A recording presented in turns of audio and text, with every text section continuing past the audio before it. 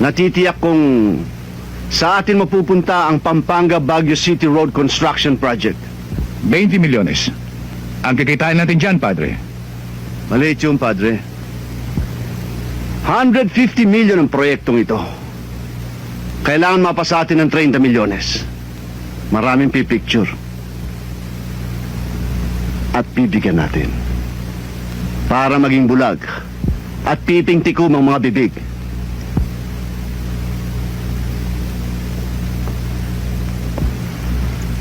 Bueno, kung yan ang gusto mo, kakausapin ko mga engineer natin. Para tabangan pa, ang pagtitimpla ng semento at liitan ng mga bakal na gagamitin sa proyektong yon. Kahit na, basta sundin mong inuutos ko, engineer. Tabangan mo ang semento, liitan mo mga bakal, pati na mga kable. Ano ka ba naman?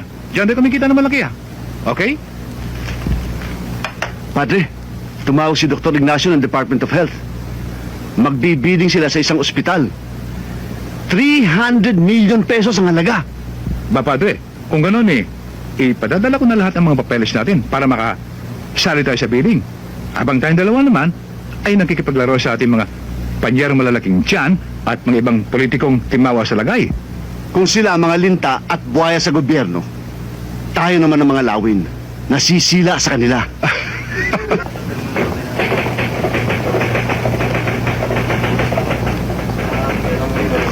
Good morning, ma'am. Yes, you may sit down, please. Ito ang proposal namin para sa bidding. Kompleto na ba mga credentials ito? Yes, ma'am. Bagong bidder. Yung Xerox copy ng lisensya bilang legal contractor, narito na ba? Nandyan na ho, ma'am. Nakaipit lang.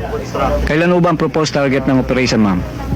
Right after ma-evaluate kung sino mananalo sa bidding, papapasa kamay niya ang kopya ng blueprint. Ma'am, wala na ho bang mga additional requirements? Wala na. Kayo ba si Mr. Orbus? Hindi ho. Ako si Arnel Songko, project engineer ng Orbus Construction Firm. Ma'am, magpapaalam na ho ako. O sige ho, tatawagan ko na lang po kayo. Thank you.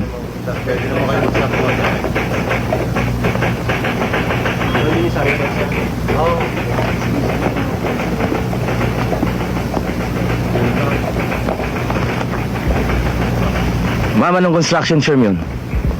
Orbus Construction?